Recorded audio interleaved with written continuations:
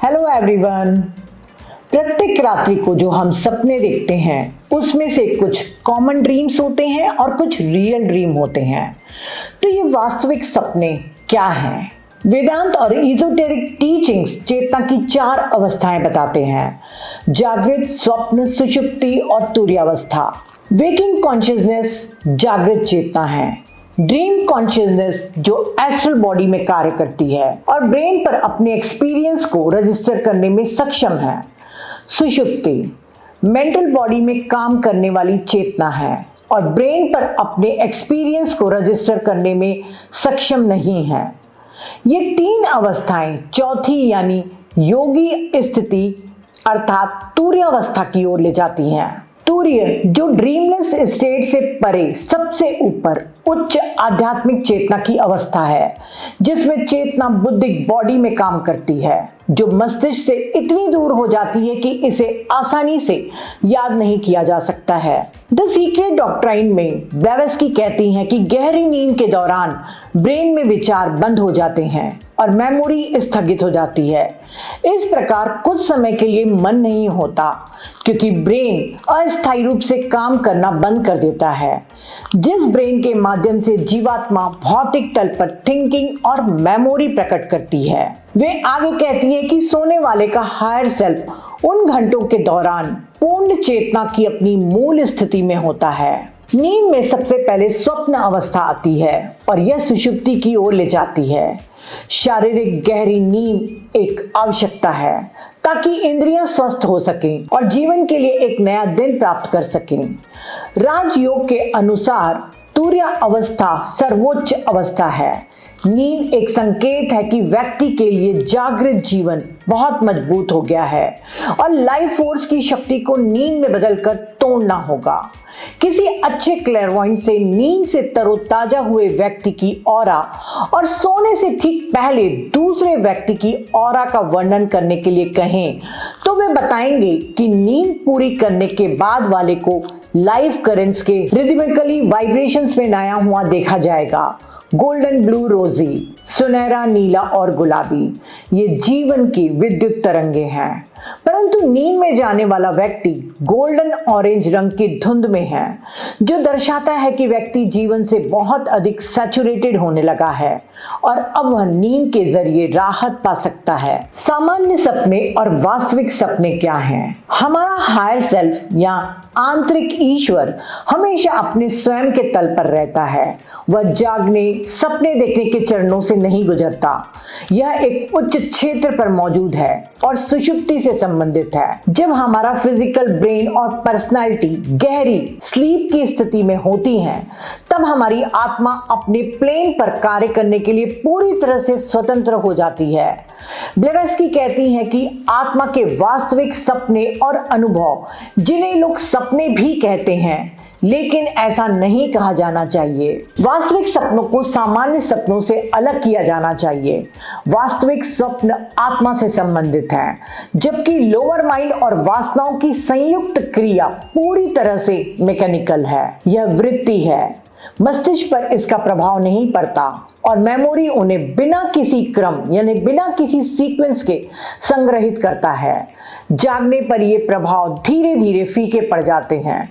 हालांकि मस्तिष्क की धारण क्षमता उन्हें रजिस्टर और प्रिजर्व कर सकती है यदि वे पर्याप्त रूप से प्रभावित हों। जानवरों के पास भी निम्न मन है, इसीलिए जानवर भी स्वप्न देख पाते हैं। इन प्रकार के सपनों को सामान्य सपने कहना चाहिए। पर आत्मा के द्वारा दिखाए गए स्वप्न या आत्मा के अनुभव, जिसे वास्तविक सपने कहा गया है, इन सपनों के दौरान पर्सनालिटी महसूस नहीं कर सकता या कॉन्शियस नहीं हो सकता, क्योंकि वह ब्रेन और थिंकिंग सिस्टम के साथ कमोबेश पूरी तरह से पैरालाइज्ड हो जाता है। हम हायर सेल्फ की तुलना एक कैदी से कर सकते हैं और शरीर की तुलना जेलर से कर सकते हैं। अगर जेलर सो जाता है तो कैदी भाग जाता है। जेलर आधा सोया हुआ होता है और खिड़की के माध्यम से वह अपने कैदी की केवल कभी कभार कुछ झलक ही देख पाता है। वास्तव में अक्सर ऐसा होता है कि हमें सपने बिल्कुल भी याद नहीं रहते, लेकिन बाद में किसी दिन सपने की याद अचानक हमारे सामने आ जाती है। इसके कई कारण हैं। रात्रि कलाकार यानी नाइट परफॉर्मर अर्थात हमारी आत्मा के द्वारा जो कुछ भी देखा, सोचा या किया गया उसका कुछ हिस्सा उस समय फिजिकल ब्रेन पर अंकित हो जाता है, लेकिन किसी स्थिति या बाधा के कारण वह कॉन्शियस मेमोरी में नहीं आ पाता। सुबह कुछ भी याद नहीं रहता, पर यह छाप ब्रेन में रजिस्टर हो जाती है। फिर किसी दिन किसी आकस्मिक परिस्थिति के कारण कोई चीज इसे आवश्यक आवेग दे देती है और मस्तिष्क इसे तुरंत व्यक्ति की कॉन्शियस मेमोरी में डाल देता है और हमें सपने की याद आ जाती है। जब आत्मा अपने स्वयं के तल यानी डायमेंशन पर काम करती है, उस तल पर मौजूद चीजें उसके लिए उतनी ही ऑब्जेक्टिव होती हैं जितनी हमारे संसार में वस्तुएं हमारे लिए होती हैं। आत्मा की एक्टिविटीज उसी तल पर रजिस्टर होती है अर्थात कॉजल प्लेन में। सामान्य रूप से सपने केवल इन फैक्ट्स की हमारी जागृत और धुंधली यादें हैं। आत्मा के लिए यह बाहरी जीवन यानी संसार एक स्वप्न है, जबकि आंतरिक जीवन जिसे हम ड्रीम प्लेन कहते हैं उस पर जीवन आत्मा के लिए वास्तविक जीवन है। सपनों में एथरिक बॉडी कोई सक्रिय भूमिका नहीं निभाती, बल्कि इसके विपरीत पूरी तरह से निष्क्रिय होती है। वह फिजिकल बॉडी के साथ ही होती है और उन अनुभवों का अनैच्छिक रूप से आधा नींद वाला साक्षी बनती है जिसके माध्यम से एस्ट्रल या कॉजल बॉडी गुजर रहे होते हैं। मानव मस्तिष्क सेरेब्रम और सेरिबेलम से बना है। सेरिबेलम का अर्थ होता है छोटा मस्तिष्क और यह मस्तिष्क का निचला हिस्सा है जो सेरिब्रम के पीछे स्थित होता है। थियोसॉफी के अनुसार मन मस्तिष्क से परे है और मस्तिष्क तक सीमित नहीं है। मॉडर्न साइंस कॉन्शियस माइंड को सेरिब्रम से और सबकॉन्शियस माइंड को सेरिबेलम से जोड़ता है। नींद के दौरान मनुष्य का सेरिब्रम यानी कॉन्शियस प्लेन अपना कार्य करना बंद कर देता है और सेरिबेलम उसे एस्ट्रल प्लेन पर ले जाता है, जो पृथ्वी तल के भ्रम से भी अधिक अवास्तविक और अव्यवस्थित अवस्था है, पर अधिकांश लोग इसे वास्तविक मानते हैं। नाम चाहे जो भी हो, केवल सेरिबेलम नींद के दौरान काम करता है, सेरिब्रम नहीं। और सपने और इंस्टिंक्ट फीलिंग्स जो हम जागने पर अनुभव करते हैं ऐसी गतिविधियों का परिणाम है। सपनों को बनाने में 4 संबंधित फैक्टर्स हैं: physical brain, etheric brain, astral body और सोल। Physical brain dreams. जब नींद में आत्मा कुछ समय के लिए मस्तिष्क पर अपना नियंत्रण छोड़ देती है तो फिजिकल बॉडी में अभी भी अपनी एक निश्चित मंद चेतना होती है और इसके अलावा शरीर की कोशिकाओं की समग्र चेतना भी होती है। फिजिकल इंपल्स मस्तिष्क को बहुत हद तक प्रभावित कर सकता है। ऐसे शारीरिक परिवर्तनों के उदाहरण हैं अपच, गर्मी और सर्दी। चाहे भीतर से हो या बाहर से, सभी उत्तेजनाएं इमेजेस में अनुवादित हो जाती हैं और तुरंत काल्पनिक धारणाओं में बदल जाती हैं। यानी चीन का एक गुजरता हुआ विचार चेतना को तुरंत कल्पना में चीन तक पहुंचा देगा।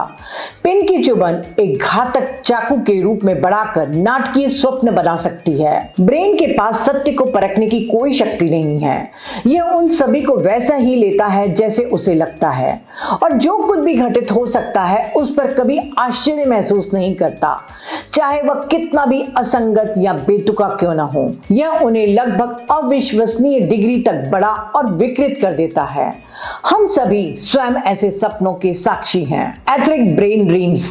हम अन्य लोगों के विचारों के महासागर के बीच में रह रहे हैं, चाहे हम जाग रहे हों या सो रहे हों। ये लगातार हमारे एथरिक ब्रेन में प्रवेश करते हैं। अधिकांश लोगों के मस्तिष्क में जो विचार प्रवाहित होते हैं वे वास्तव में उनके अपने विचार नहीं होते, बल्कि अन्य लोगों द्वारा छोड़े गए टुकड़े होते हैं। नींद के दौरान एथरिक ब्रेन बाहर से आने वाले प्रभावों के प्रति जागृत अवस्था की तुलना में और भी अधिक संवेदनशील होता है, क्योंकि जैसे ही मस्तिष्क को निष्क्रिय छोड़ दिया जाता है उसमें असंगत अराजकता की विचारधारा प्रवाहित होने लगती है।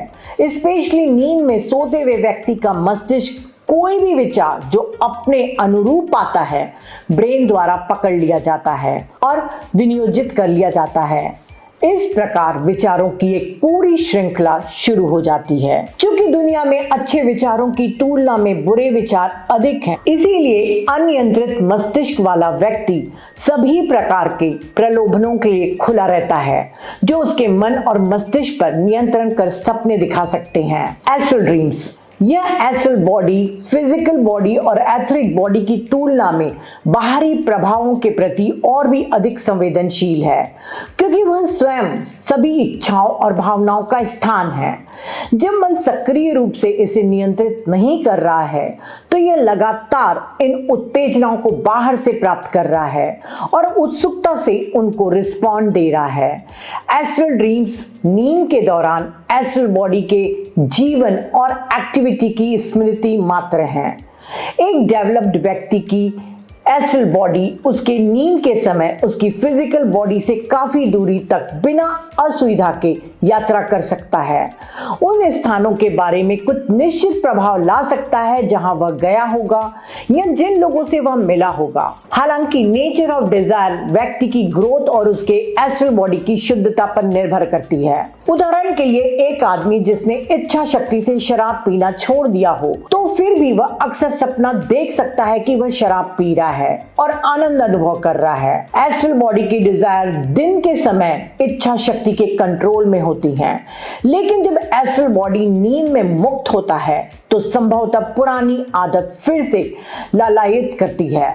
यह उन सभी लोगों के लिए आम है जो अपनी डिजायर नेचर को इच्छा शक्ति के नियंत्रण में लाने के लिए प्रयास कर रहे हैं। फिर भी उन्हें एक चेतावनी के रूप में माना जाना चाहिए कि पीने की लालसा फिर से जागृत होने की संभावना अभी भी मौजूद है। आत्मा के स्वप्न ईगो ड्रीम्स। उच्च स्तरों पर आत्मा को कई महत्वपूर्ण अनुभव होते हैं, फिर भी आत्मा उन्हें मस्तिष्क पर रजिस्टर करने में असमर्थ हो सकती है, जिससे या तो कोई फिजिकल मेमोरी नहीं रहती या केवल सबसे भ्रमित करने वाली मेमोरी रहती है। आत्मा की चेतना और अनुभवों की प्रमुख विशेषताएं चाहे वे मस्तिष्क में याद हो या न हो, इस प्रकार हम समझ सकते हैं। पहला, आत्मा का टाइम और स्पेस का माप उस माप से भिन्न है जिसे वह जागृत जीवन में उपयोग करती है। ऐसा लगता है कि मानो आत्मा के लिए न तो समय है और न ही स्थान। ऐसे कई उदाहरण हैं जहां सपनों के कुछ क्षणों में कई वर्षों तक के अनुभव हो सकते हैं। लोग जागकर अचंभित हो जाते हैं कि इतना समय सपनों में गुजरते हुए देखा, जबकि नींद तो कुछ ही क्षणों की हुई है। एक सेकंड का वह अंश आत्मा के लिए एक प्रकार का नाटक या दृश्यों की श्रृंखला बनाने के लिए पर्याप्त है। मस्तिष्क सब्जेक्टिव ड्रीम और ऑब्जेक्टिव इवेंट्स यानी सपने और घटना में भेद नहीं कर पाता, इसीलिए कल्पना करता है कि वह वास्तव में स्वप्न की घटना से गुजरा है। पर जैसे जैसे आत्मा आध्यात्मिक रूप से विकसित होती है, वह अपने बचपन के इन सुंदर खेलों से परे उठ जाती है।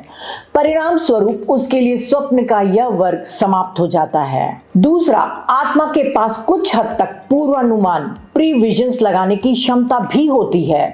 कभी कभी वह उन घटनाओं को पहले से देखने में सक्षम होती है जो घटित हो सकती हैं। कुछ मामलों में चेतावनी पर ध्यान दिया जा सकता है, आवश्यक कदम उठाए जा सकते हैं और अनुमानित घटना को या तो संशोधित किया जा सकता है या पूरी तरह से टाला जा सकता है। तीसरा, आत्मा जब नींद के दौरान शरीर से बाहर निकलती है तब वह सिंबल्स प्रतीकों के रूप में सोचने लगती है।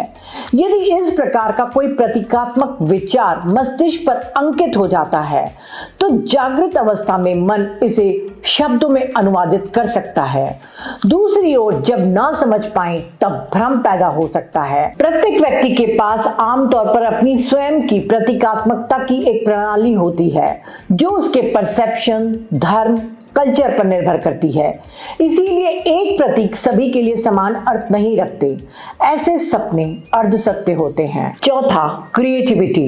प्रेरणा के क्षणों में कई कवियों और रचनात्मक कलाकारों को अपनी आध्यात्मिक चेतना का आभास होता है।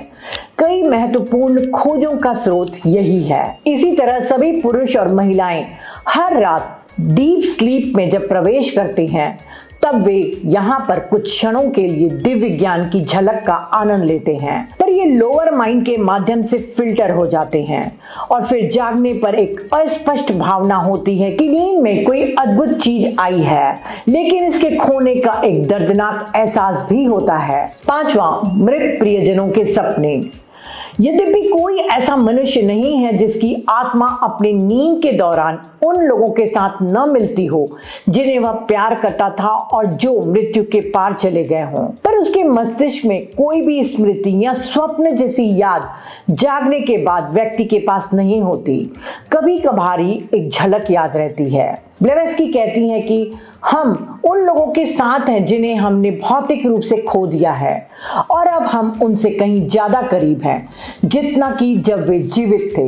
इसे कुछ लोग कल्पना मान सकते हैं, बल्कि यह वास्तविकता में है, क्योंकि शुद्ध दिव्य प्रेम केवल मानव हृदय का फूल नहीं है, बल्कि इसकी जड़ें अनंत काल में हैं। आध्यात्मिक पवित्र प्रेम अमर है।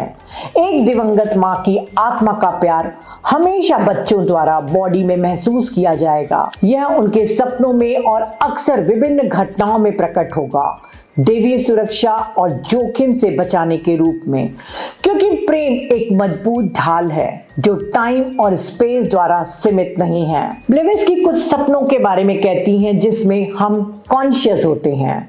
हम जानते हैं कि हम स्वप्न देख रहे हैं।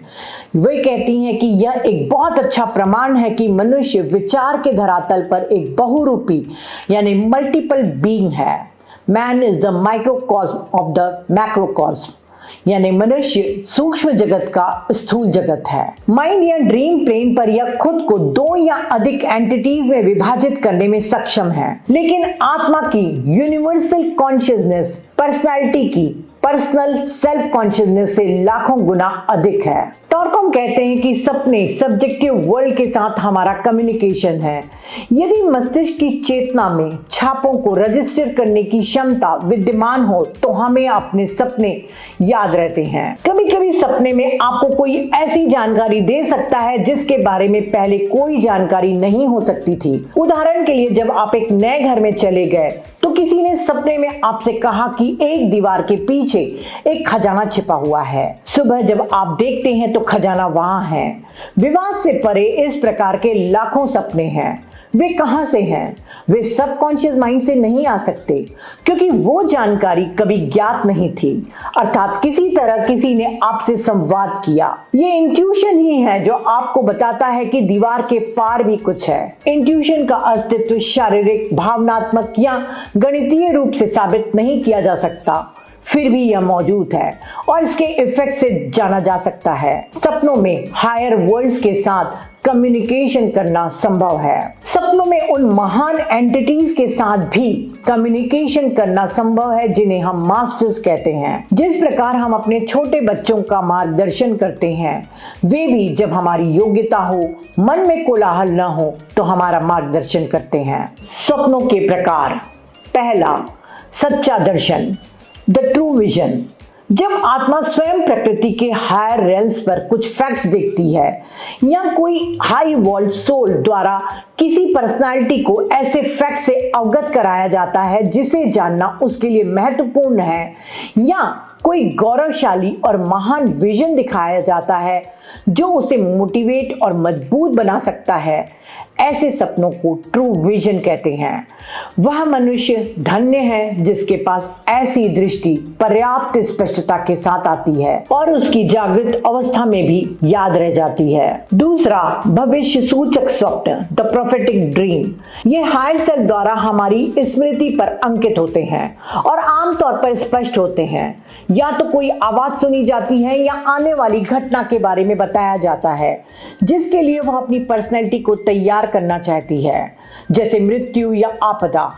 निसंदेह यह भी संभव है कि ऐसे मामले में याद किया गया फैक्ट किसी बहुत बड़े दृष्टिकोण का एक छोटा सा विवरण मात्र हो जिसका बाकी हिस्सा ब्रेन तक नहीं आया हो। तीसरा, प्रतीकात्मक स्वप्न, द सिंबॉलिकल ड्रीम। आत्मा प्रतीकात्मक छवि द्वारा भी सूचित करती है, पर जब यह मस्तिष्क पर प्रभाव डालती है और जागने पर याद किया जाता है तो निश्चित रूप से उसे अनुवाद करने की आवश्यकता पड़ती है।